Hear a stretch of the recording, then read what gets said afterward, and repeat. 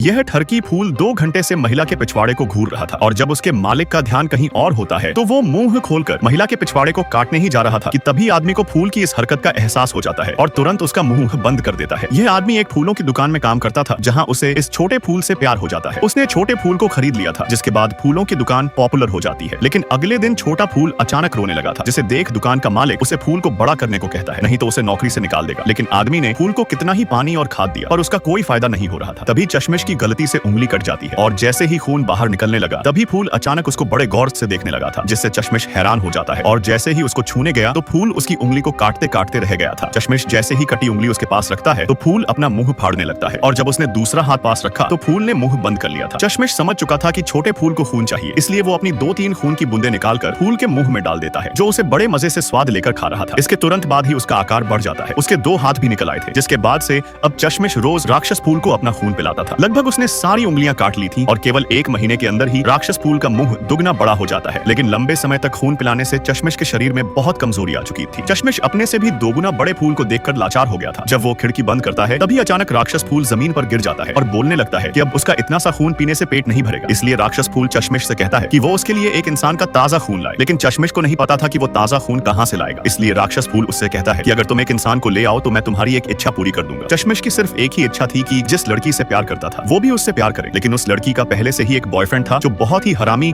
और दांतों का डॉक्टर था। वो रोज लड़की को पीटता था, इसलिए चश्मिश उस हरामी बॉयफ्रेंड को अपना शिकार बना लेता है। अगले दिन वो चुपके से एक बंदूक लेकर हरामी बॉयफ्रेंड के पास जाता है और उसको टपकाकर उसकी लाश को राक्षस फूल के पास ले आता है। लेकिन राक्षस फूल का कहना था कि वो उसे काट कर खिलाए, इसलिए चश्मिश उसको काटने लगा था। पर तभी यह दृश्य दुकान का मालिक देख लेता है। वो चश्मिश को बंदूक की नोक पर रखकर राक्षस फूल के पास आ गए थे। मालिक राक्षस फूल को पालने का तरीका पूछ रहा था। उसी समय पीछे राक्षस फूल धीरे धीरे अपना मुंह खोलने लगता है और जब मालिक मुड़ा तो राक्षस फूल उसको मुंह में दबा लेता है। उसने एक झटके में मालिक को पूरा निगल लिया था। राक्षस 2 इंसानों को खाकर बहुत खुश था, लेकिन चश्मिश यहाँ से जाने का फैसला कर लेता है क्योंकि उसने 2 लोगों को निपटा दिया था। और जब चश्मिश जाने लगा तो राक्षस फूल उसे धमकी देता है कि वो उस लड़की को खा जाएगा जिससे तुम प्यार करते हो। फिर चश्मिश के जाते ही राक्षस फूल अपनी लताओं से एक सिक्का निकालकर टेलीफोन में डाल देता है और चश्मिश की पसंदीदा लड़की से उसकी आवाज में बात कर उसे घर पर बुला लेता है। और जब लड़की घर आई तो उसके होश उड़ जाते हैं। राक्षस फूल ने लताओं से उसे जकड़ लिया था और जब उसको खाने लगा तभी चश्मिश वापस आ जाता है और पूरी ताकत लगाकर राक्षस फूल के मुंह से लड़की को बाहर निकाल देता है। लेकिन लड़की बुरी तरह से घायल हो चुकी थी और धीरे धीरे उसने चश्मिश की बाहों में दम तोड़ दिया था, जिसके बाद वो लाश को ले जाकर राक्षस फूल को खिला देता है और छत पर आकर खुद को खत्म करने की कोशिश करता है। तभी एक आदमी ने आकर उसे रोक लिया था जिसके हाथ में छोटा राक्षस फूल था, जिसे देख चश्मिश मानवता को बचाने के लिए बड़े राक्षस फूल को खत्म करने का फैसला कर लेता है ताकि वो छोटे राक्षस फूल पैदा न कर सके। लेकिन इस लड़ाई में राक्षस फूल ज्यादा ताकतवर था जिससे वो चश्मिश को खाकर ढेर सारे छोटे राक्षस फूल पैदा कर देता है, जिसे खरीदने के लिए शहर के सारे लोग पागल हो चुके थे। लेकिन कुछ महीनों बाद राक्षस फूल विशाल होकर दुनिया को तबाह करने लगते हैं।